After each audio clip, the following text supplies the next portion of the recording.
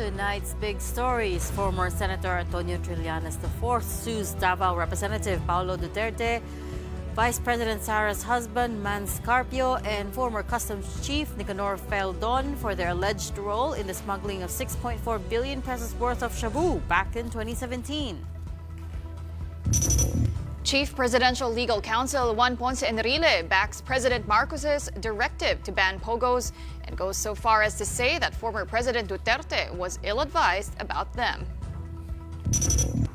And Alfredo Pascual resigns as Trade Secretary, the third official to leave President Marcos's cabinet this year.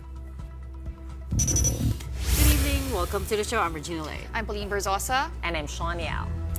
Former Senator Antonio "Sonny" Trillanes is at it again, suing people, Thanks for clarifying that. It could be a lot of other at it again, right? This time he's filed drug smuggling charges against Davao Congressman Paulo Pulong Duterte, VP Sara's husband Mans Carpio, and former Customs Chief Nicanor Feldon, among others. Well, the case stems from the 6.4 billion peso shabu shipment that was smuggled into the Philippines from China back in 2017. Trillanes alleged that Pulong and the others used their influence to facilitate the entry of the shipment and that the Duterte government covered up the deed. Camille Samonte with a big story tonight. Former Senator Antonio Trillanes has filed charges of drug smuggling and graft and corruption against Davao Congressman Paulo Pulong Duterte, Vice President Sara Duterte's husband Mans Carpio, former Customs Chief Nicanor Feldon, and several others. This is in connection to the 6.4 billion peso shabu shipment from China that slipped past customs back in 2017. Trillanes based his complaints on the documents provided during the Senate investigation conducted that year. The former senator said the respondents are guilty of conspiracy to import over 600 kilograms of crystal meth or shabu, supposedly through the Bureau of Customs Express Lane. The Senate Blue Ribbon back then found that the drugs were allowed a green lane passage and were not inspected physically. Trillanes said Duterte, Carpio, and Feldon used their influence to facilitate the entry of the shabu shipment. Ang mga nakalap namin na ebidensya ay bunga nung Senate investigations noong 2017 din. Pero ito yung mga pinilit na pagtakpan nung Duterte administration nung sila ay nakapwesto pa. Kaya ngayon, nakahanap tayo ng magandang pagkakataon na mag-file nitong kasong ito. Aside from Pulong Duterte, Carpio, and Feldon, one other key respondent is Charlie Tan, a Taiwanese businessman who is said to be the business partner of Michael Yang, the one-time economic advisor of former President Rodrigo Duterte. Ganito yung naging sistema. Ang pinakang drug lord dito ay si Charlie Tan, nakapartner ito ni Michael Yang. Magkapareha sila ng triad. Tapos ang naging protector ay sila Pulong Duterte at Mans Carpio. Tapos ang mga naging facilitators naman ito na naipasok ito at naipuslit palabas ng customs ay sina Feldon, sina Allen Capuyan at iba pa na mga na-mention dun sa case. Back in 2018, Trillanes made the same accusations against Pulong and Mans Carpio, but the case was dismissed by the ombudsman for lack of basis.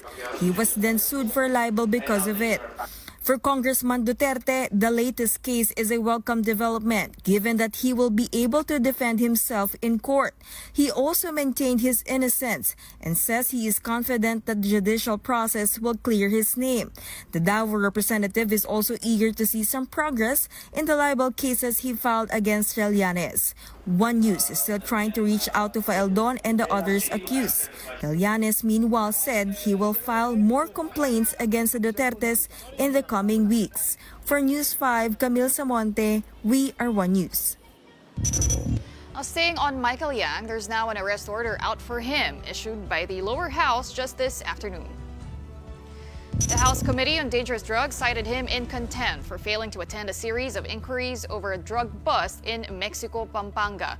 Yang is being linked to the incident through his connection to Empire 999, the firm that owns the warehouse where shabu worth 3.6 billion pesos was discovered last year. Former Police Colonel Eduardo Asierto testified that he had flagged Yang's links to the drug trade as early as 2017 and claimed former President Duterte wants him killed for speaking up.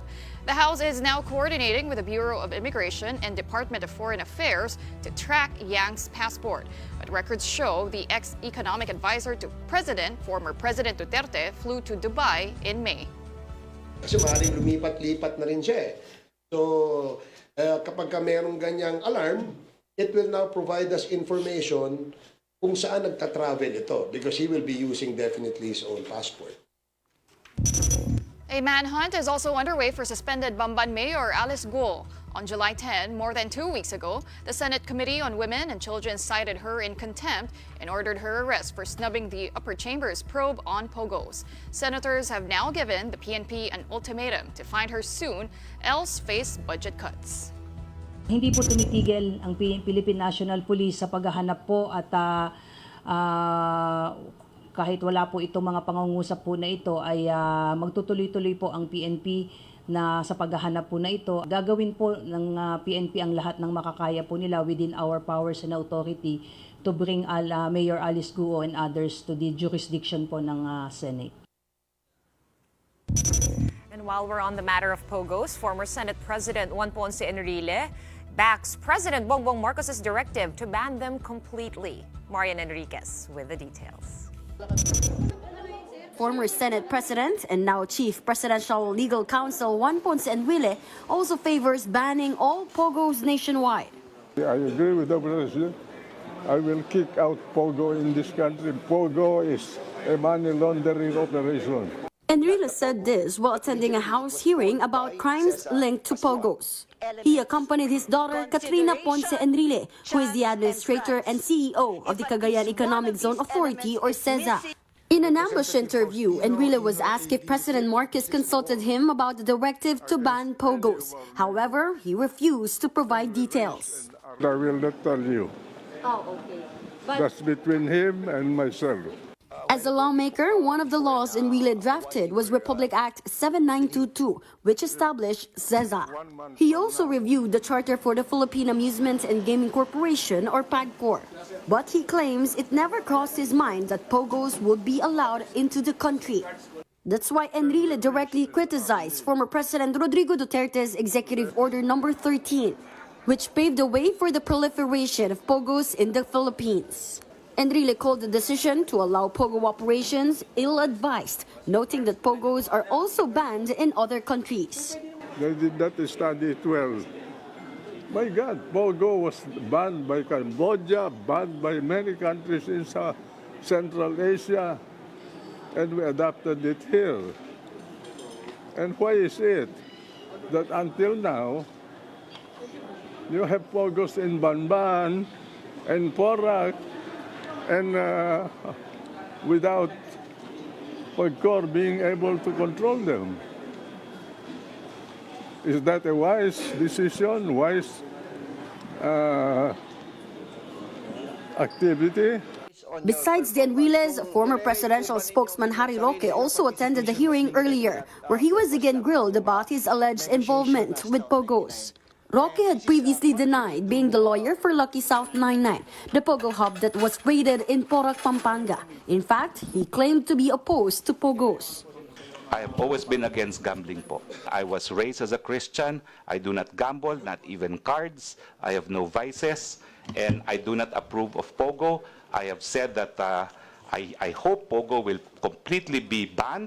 Katrina meanwhile said there are no POGOs within CEZA. And unlike PAGCOR, CEZA has the authority to conduct offshore iGaming operations. PAGCOR's charter and authority is territorial to the country. I want to categorically state that there are no POGOs in the Cagayan Special Economic Zone and Freeport. There never was, and there never will be. POGOs are the exclusive exclusive creation of the past administration of PAGCOR. PAGCOR has allowed the proliferation of POGOs literally everywhere. Parang COVID-19 virus na kumalat. She also claimed that CESA had been losing clients since POGOs were allowed in the country. For News 5, Marian Enriquez, We Are One News. They may not have POGOs, but they do have what's known as iGaming operations, internet gaming firms, which I guess cater to more to a local audience, pero just to set the record straight. And also, the big question for me there was, why is former, well, he's now Chief Presidential Legal Counsel, but he was former, what was his position under former President Duterte again? Anyways, he had also a position under former President political Duterte. advisor. So why didn't he speak up then about POGOs, right? I mean, And it's also because his daughter is the head of CESA now, Katrina Ponce Enrile. And also, I think all the Senate hearings, that long series has uncovered that apparently CESA is kind of an autonomous region in That's and of right, its- because it's a itself. special economic zone. That's Yes. right. But you know, the question in my head is, where was he? I mean, POGOs have been around for, That's a fair question for to several ask. years, right? It started under President Duterte. So why is he slamming it now? So big question there. Moving on, the rumor mill has been swirling for some time about this, and now it has come to pass. Alfredo Pascual has quit as Secretary of the Department of Trade and Industry 2 years and 2 months after his appointment to the post. So it was the Presidential Communications Office that announced Pascual's resignation, which takes effect 2 days from now or on August 2nd. In part, the PCO statement said the search for a successor will commence immediately to ensure a seamless transition and continuity in the department's initiatives. In the same statement, President Marcos had this to say about Secretary Pascual. His focus on MSMEs was absolutely correct, and we are beginning to see the fruits of that policy. We are sorry to lose him, but we respect his decision that this is the time for him to return to the private sector.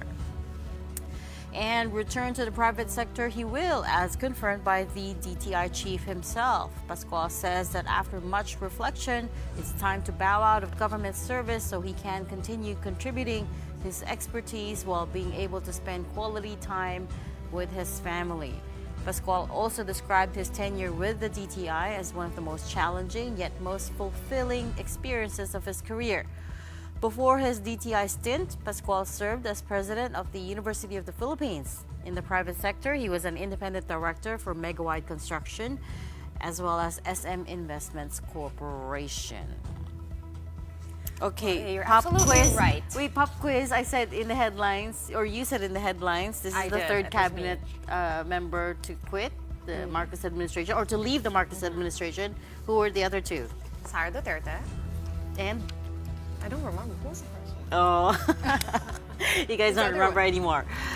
Former Finance Secretary Ben Joc. Oh, you're Was right. Was that just this year? It was just this year, early this year, January to be precise. And he was, of course, replaced by now DOF Secretary Ralph Rector. So this is the third cabinet to leave. As far as we know, former Secretary Ben Joc did not resign. He was replaced. He was So it's expired. hard to that's that word. In the term So of it's- former Yusek Yeah. Magno. But it was pretty telling. He apparently did not go. I'm talking about Fred Pascual, the economic briefing over at the Senate yesterday, which was also highlighted by former Senate President Meg Zubiri. It's also unusual. There is no grace period. Sources are saying that there have been unhappiness over Pascual's performance, especially in the light of stubborn inflation. I believe the rumor mill goes that he can't connect with the everyday Joe on how to handle inflation. Whatever the real reason might be,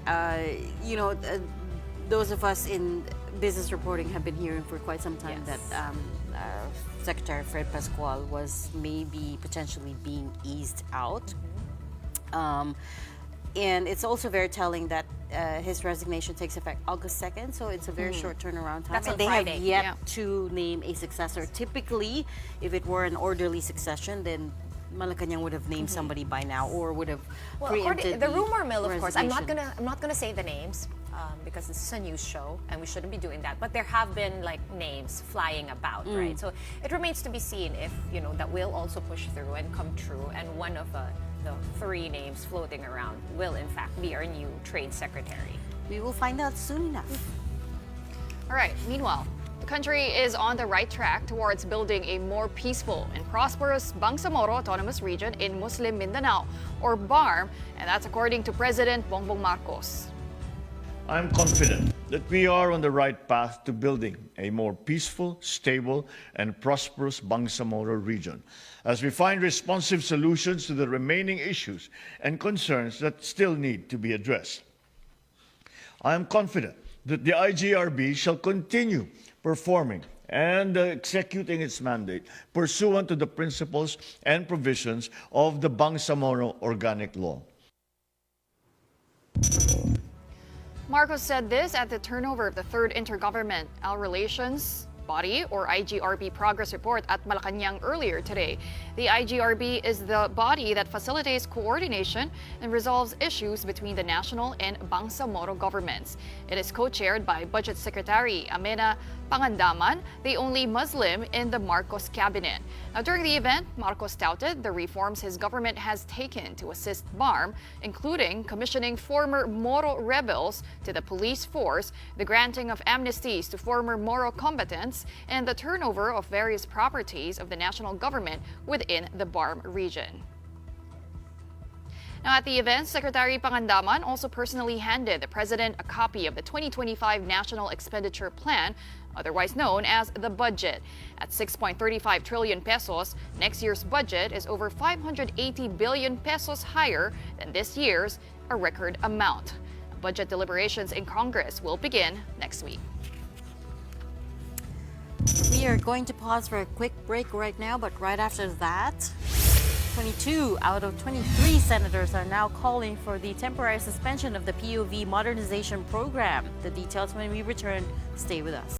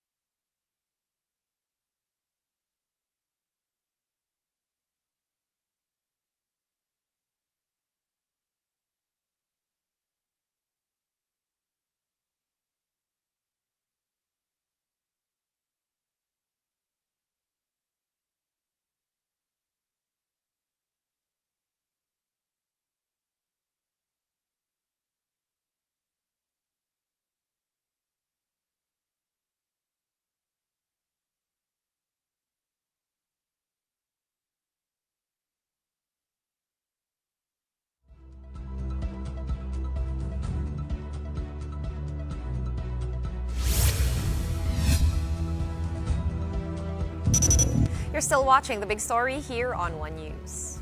In the Senate, lawmakers are pushing to temporarily suspend the implementation of the PUV modernization program. But transport groups that have already consolidated are not happy about it. Here's the report. 22 out of 23 senators are now calling for the temporary suspension of the PUV modernization program. In a resolution, the senators note the insufficient information campaign to educate stakeholders. There's also the burden of financing costs for modern PUVs. The senators add that while the modernization program is crucial to fixing the country's traffic problem, its implementation should be reviewed thoroughly. All senators except for Senator Risa Ontiveros signed the resolution. We're still trying to get a statement from her on the matter. For Senator Joel Villanueva, there's still a big concern on subsidy and just how much assistance the government can provide.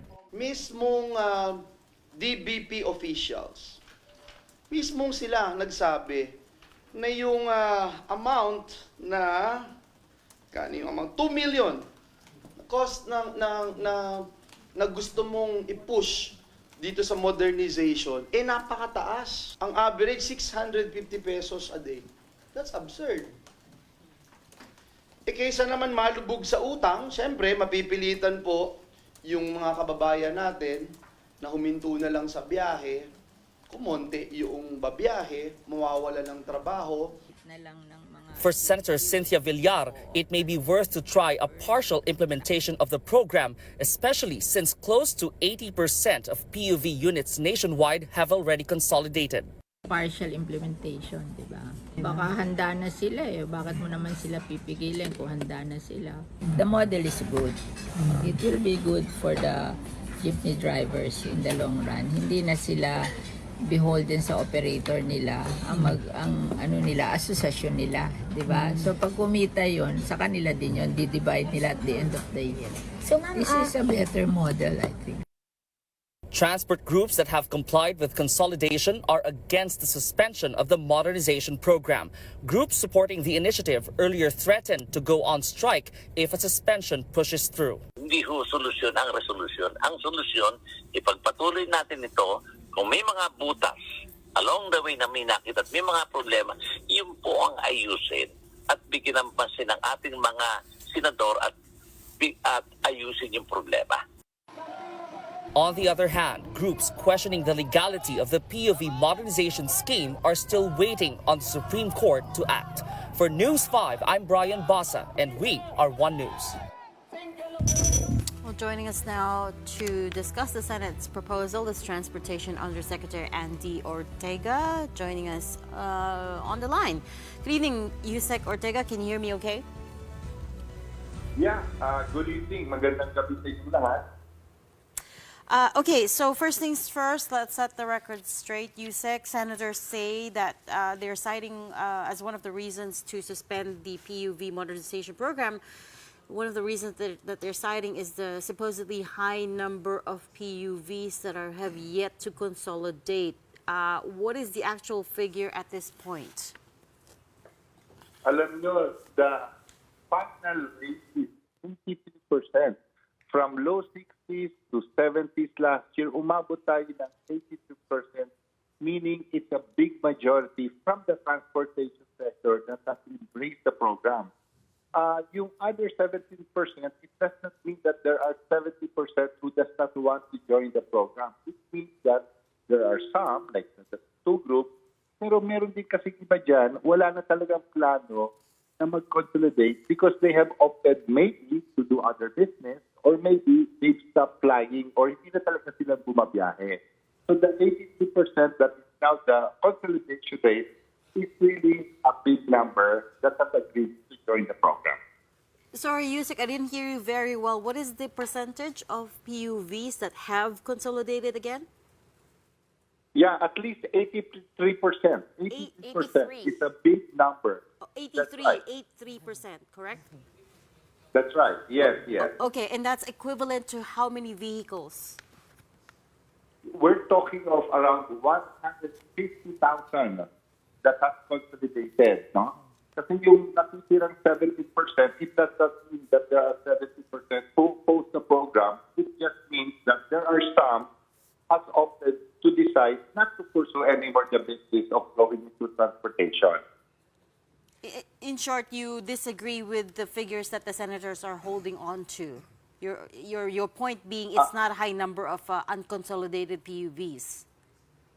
Yeah, the 83% kasi at first time ng LTFRB, 60 or 65% is already enough number for this program to move forward.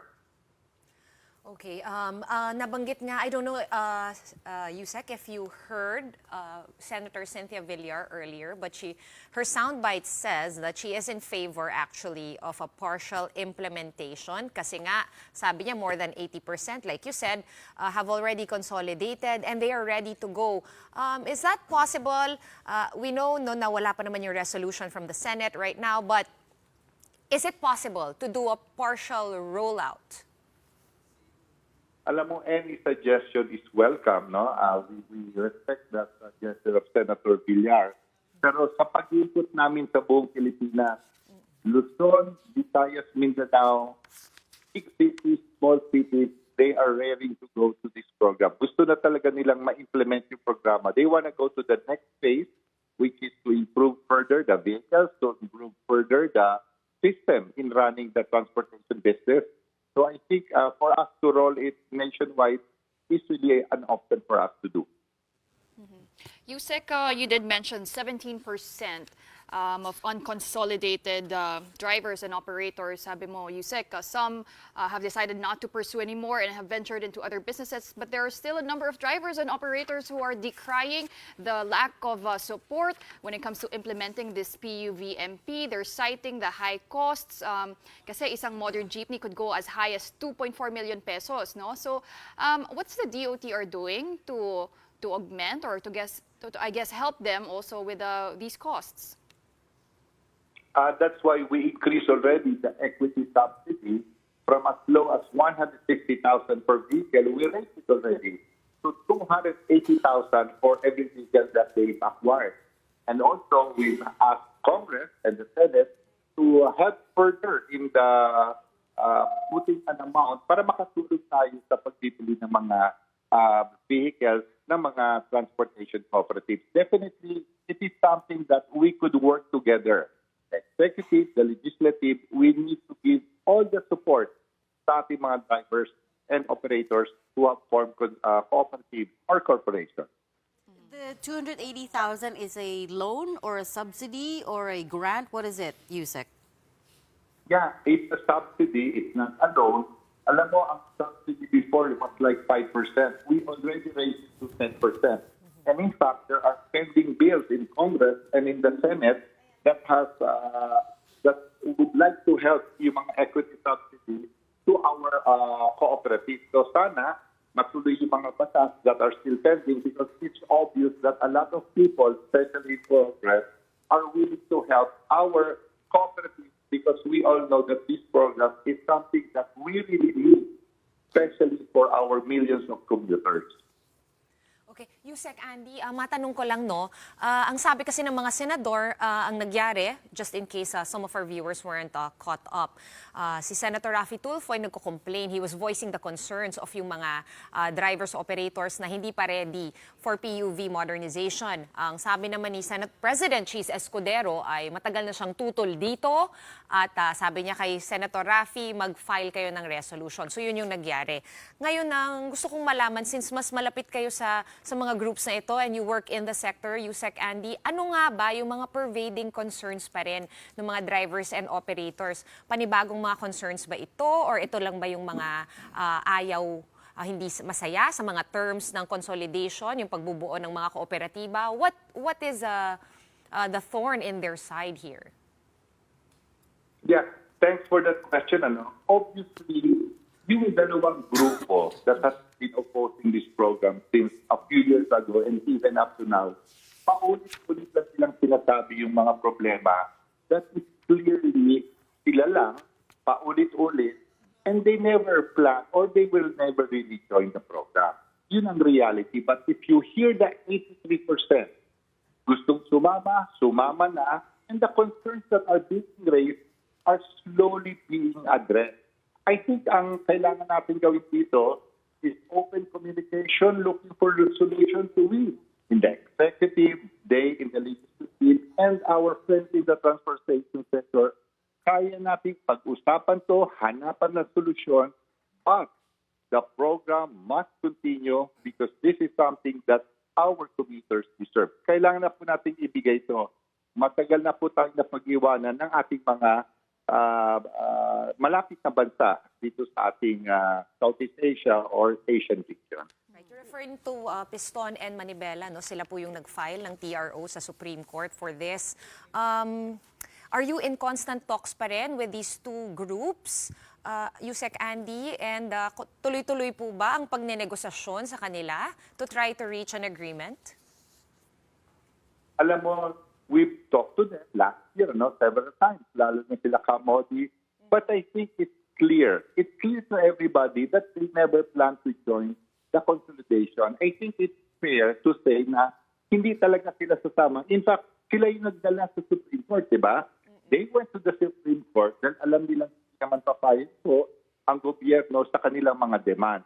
So I think it's just fair for everybody to wait for the Supreme Court to decide regarding their concerns, but we cannot stop the 83% from pursuing a program that they want to continue. Kailangan po natin pakinggan ngayon naman yung karamihan.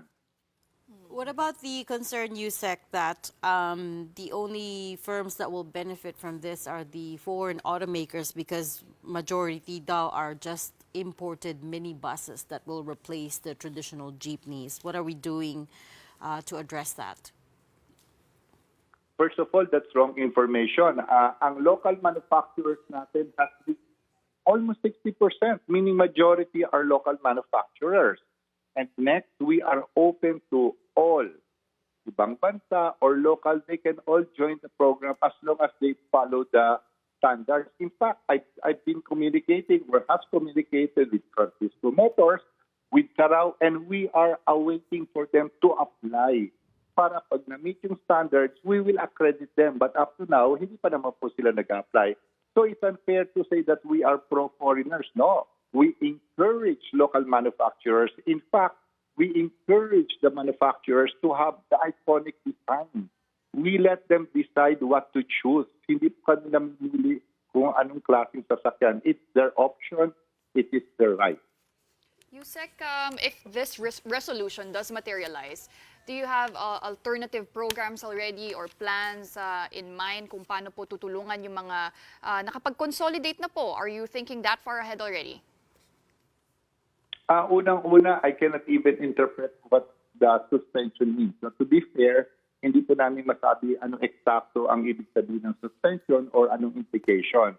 Basta ang alam ko po, nalulungkot at nagagalit po yung ating mga kooperatiba and korporasyon sa development. And on the part of the DOTR, we have stated na itutuloy po namin yung programa, tuloy-tuloy po ito, and we will respect the decision of our President. And we know that this is a program that we should continue while trying to look for solutions on some other concerns.